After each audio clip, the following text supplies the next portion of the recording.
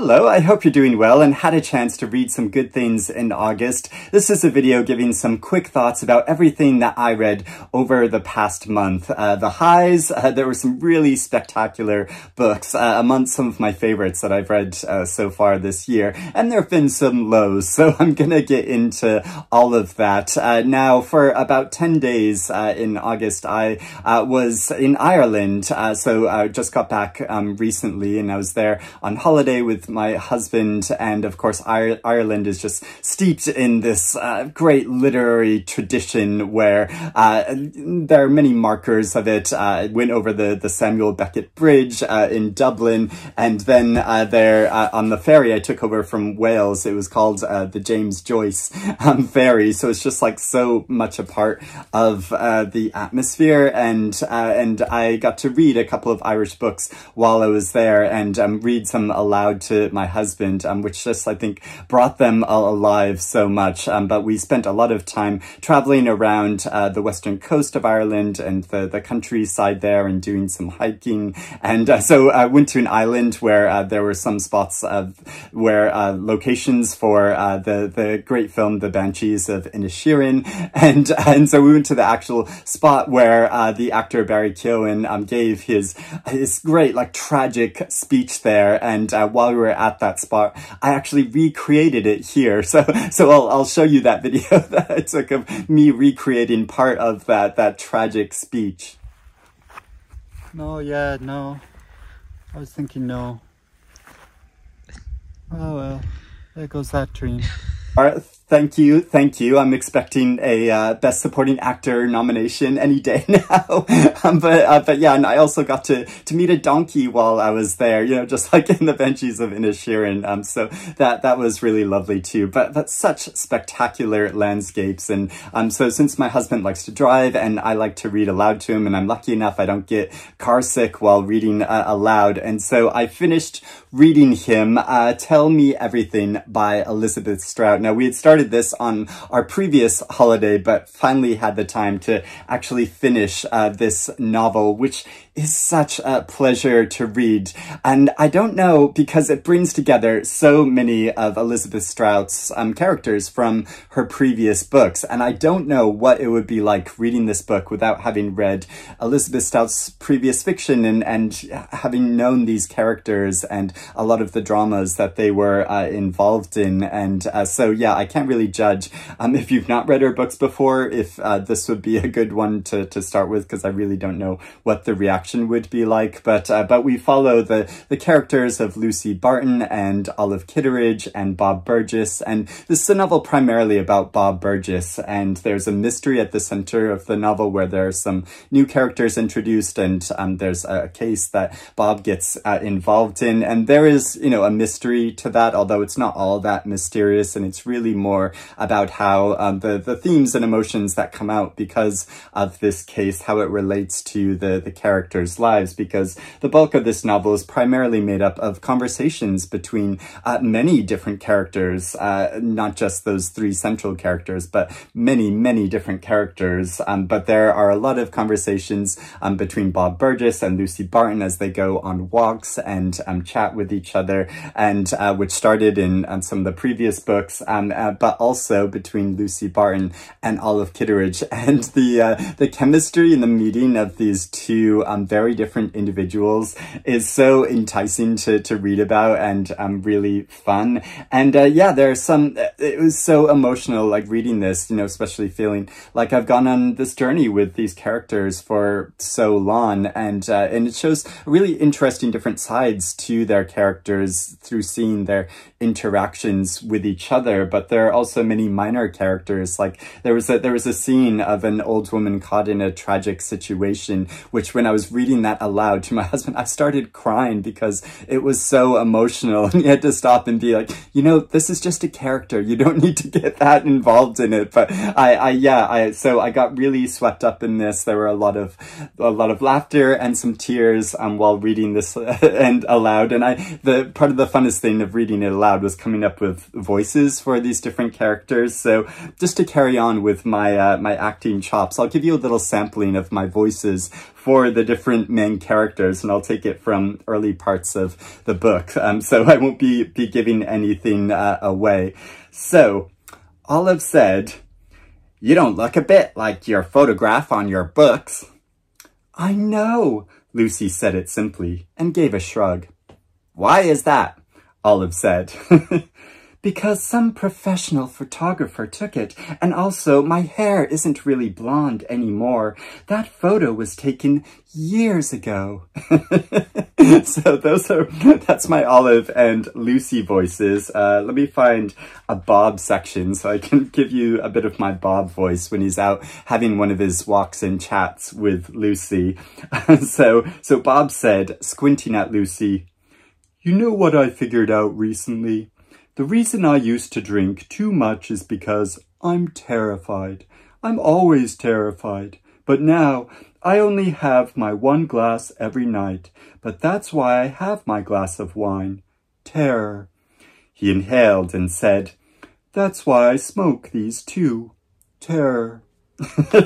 So I made that a bit more Eeyore than probably Bob should be, but I think Bob is a bit Eeyore. Anyway, those are the voices I created for these different characters, but this was absolutely wonderful to read, and especially like share together, and having gone on this journey with all of these characters, it was really poignant and moving, and some of the revelations. I think sometimes Elizabeth Strout gets a bit too much into like explaining the psychology behind the emotional states of these characters, but overall there's a lot of like touching reflections and dynamic characterizations of all of these individuals, which she brings together in Maine, and also touchstone to Maine. Like I grew up in and was raised in Maine, but I've lived in London for a long time, so getting this representation of Maine culture and the way that Olive Kitteridge says yeah is like, yeah, that is a very Maine thing, and references like Moxie, and but also the hometown where I grew up in of Saco, Maine,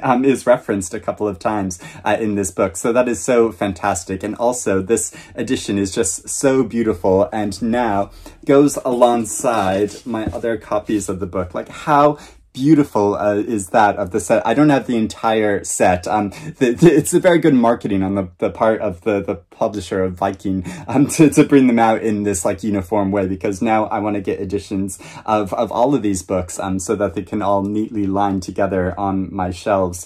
The edition of Olive Kitteridge I have is an American paperback edition, so I might need to get that replaced at some point. But yeah, what a wonderful reading experience, and especially to share while reading it aloud. Now, the other book I read aloud to him while we were driving around through the beautiful countryside was Night by Edna O'Brien, and this is quite poignant because Edna O'Brien died earlier this year, and I had gone to see her speak many years ago here in London, and she signed this edition of my book. So I was trying to keep it neat while we were traveling around and not get messed up, because this feels very precious now that she has left. And so this novel takes the form of a monologue of a woman in bed at night thinking about her life, about her state, about her emotions, about her feelings about the world. And so it's just reflecting upon all of these things. So not really a very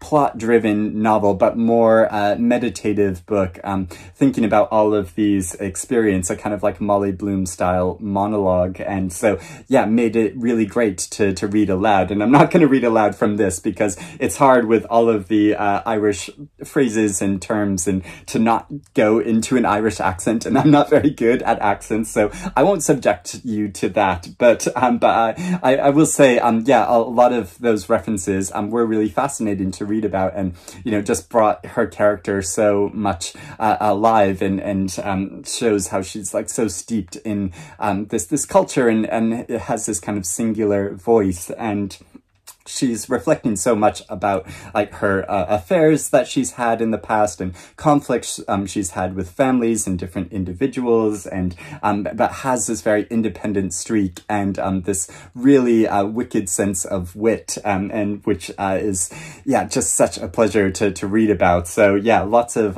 laughter in this, as well as also some moments of like, ooh, when it gets a bit explicit in that, when she's like recalling some of like her first time having sex and all of that, and the way that Edna O'Brien phrases it, I just think is so good. I've read her trilogy before, the Country Girls trilogy, which is also absolutely excellent. I mean, not so much the third book, but the first two books in that series are just brilliant. And this is really poignant. So we're about like halfway through reading it, and I'm gonna continue reading it aloud to like hopefully in the evenings, not won't have to wait till the next holiday, which won't be for quite a while, because we're just too busy working for the rest of the year. Anyway, also read Wild Houses by Colin Barrett, which we weren't quite in the area where this novel takes place. We did go into County Mayo a bit, but kind of more on the edges of it, and this takes place in a slightly different part of it. But it was great reading this while we were in Ireland, because of the landscape, and part of it takes place in the countryside in an isolated house, and there's a very poignant scene where a character is having a kind of crisis moment and has an interaction with a goat, and so I could picture the landscape perfectly since I was traveling around in it, and that really brought the novel alive in a really wonderful way, but also being immersed in the Irish culture and hearing Irish accents, and so I could really hear these characters. But I think that's also partly because Barrett is so good in his characterization and his writing, that he's really precise in the words that he chooses,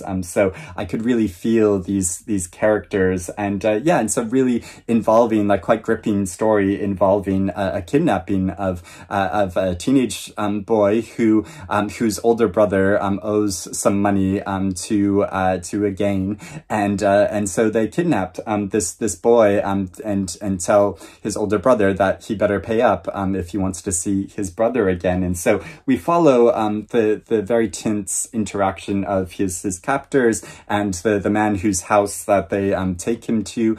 So it's mainly following that man and the girlfriend of this boy. I think those are the two like main points of view that we follow through a lot of the book, and they're really sympathetic and interesting characters. Have some hard edges to them, but also like really tender side, and how he evokes those characters I think is so strong, and more than the plot of the book and the tension of it, it's more about the characterization, which is why I think this has been put on the Booker list. Well, like a lot of readers, I probably wouldn't say that I think it's the strongest book on the list, but is really excellent writing, and was such a pleasure to read, especially in Ireland itself. Now, I also tried to read Held by Anne Michaels and gave up on it just because I couldn't get into this book and the rhythm of the book, and I've been really thinking about it since then, and I've had many reactions to of when I said that I DNF'd this book, of some readers who really agreed with me and are like, yeah, I felt the same way, and then other readers who really disagreed and thought that it was really poignant and powerful how it was portrayed. So I think this is one of the most Marmite books on the Booker list, and it's really interesting hearing everyone's different point of view. And I thought I was going to enjoy it a lot more, because I generally enjoy this type of writing that's not so much about the plot, but more about the language and the deep thoughtfulness behind it. But I just found it got too weighed down in this ponderousness, and also I just couldn't get a real sense of the characters. So even though I really enjoyed Orbital on the Booker Prize list, and I think you could make comparisons of this to that, and also Headshot by Rita Bullwinkle, that can make comparisons between these enjoyed those other two novels like so much, but I just couldn't get into this at all. And yeah, and so maybe I'll give it another try at some point, but yeah, it just wasn't for me. Even though it started strong, of like a soldier wounded in war, and then following him as he gets into photography, and there are ghosts start appearing in the photographs, and so there's so much potential, but it's just not really developed. And from what I've heard of people who have read the second half of the book, you know, it goes into different characters and different time periods, and kind of doesn't really develop that all that much. It's more about the themes and the overall like thoughtfulness of just looking at life and our, you know, relationship to mortality, and big issues like that, which yeah, maybe if I'm in the mood for it, I will go back to it. But the Safekeep is a novel that I so enjoyed reading with my online book club, because this is a really thrilling story with characters that are quite difficult and mysterious, and have a lot of layers to them. And so this was a really like propulsive read in that. Well, though saying that, it kind of started a bit slow for me in some of the first section. I thought it was getting a bit repetitive, where you were getting into the conflict of these two women in this house who didn't get along with each other, or at least the ones whose house who is the safekeeper of the house. She is a very difficult and honorary person. She just has and is really resistant to forming connections with other people, and just wants to be left alone in her house with all of its objects. But then there's a story behind her past, and a story behind the house, and a story behind the guest who comes to stay there. And once it gets into the thick of that plot, it is really compelling, and especially the final part of this book, where it gets into the history of both the characters and the after effects of war, many years after the end of World War II. How it shows all of that, I think, is so powerful, and yeah, really involving. So this was such a pleasure to read. I also went back and finally finished reading the Lost Love Songs of Boysie Singh, which such a pleasurable read, and talk about like characterization and voices. This is so good at this. The way that Persaud creates these 4 different distinct characters whose voices we get, and then this central figure of Boysie Singh, and the relationship he has to these many different characters, that I grew to really care about all of them, and feel so involved in their stories as they're caught in Boysie Singh's criminal activities, and his romantic interest in most of them, and how it follows that journey, and their strength, but also the weaknesses of their characters. So really dynamic individuals, and such great voices that are such a pleasure to read, while also forming this compelling story, and how the characters play off from each other. And it's just so well done. Such an excellent novel and involving story. And Elif Shafak, also in her big novel, which I spent a lot of time with, and got so involved in the 3 central characters of this story, who are from very different times and places, but who come together in the most beautiful and powerful way. How there are themes which connect their characters to each other, but also objects and different incidents that occur in history, which connect all of these characters, and the story of the Epic of Gilgamesh, which runs throughout this book and touches upon these characters' lives, but also the central figure of a drop of water, and how water has memory in itself, and retains that as it touches upon these different characters' lives. It's so beautifully done, and really powerful and poignant. And I know a lot of readers have completely embraced this novel and fallen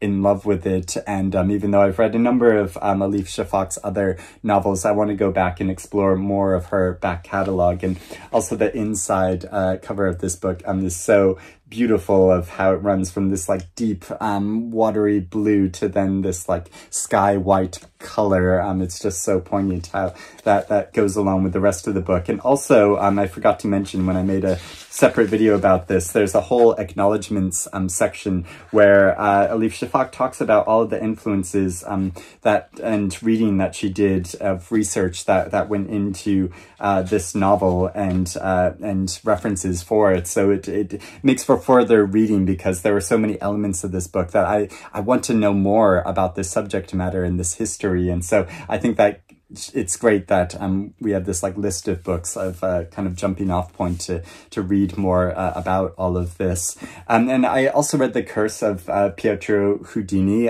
which is listed for another book prize, the Wilbur Smith Adventure Writing Prize. And this is a novel that I wouldn't have naturally picked up, but I was so glad to, because how it gets into the history of this monastery during World War II in Italy, and how it was bombed, and the political tension of I always think it's really interesting in novels that explore of countries and people that try to remain neutral during wartime. And obviously, like a monastery and a religious order, you know, they don't want to get involved in the conflict of a war. Like generally religions are against war, but find themselves in the middle of it, and so have to get involved. And then what to do with all of the artifacts and the artwork, which is housed in this monastery, which is coming under threat of bombing. And so we follow a central character of a child, an adolescent, really, who's left orphaned by the war, and a very mysterious man who takes charge of this child and brings the child to the monastery to try to help preserve at least some of the artwork and the dramatic story of preserving it from the Nazis, but also the bombing of the Allied forces that come to attack in Italy. And yeah, it's really dramatic. Some of the scenes of this book, it started a bit slow for me, and where I felt like the author was giving a bit too much about the characters, or showing a kind of over familiarization of them, when I'm like, I don't know these characters yet. You have to explain a bit more about them for me to get and understand them. But then over the course of the book, of course, it reveals a lot more about these characters' pasts and their personalities. And so came to feel very involved with them and the thrilling plot of the story. And yeah, there are just some absolutely stunning scenes of conflict that is portrayed throughout the books. And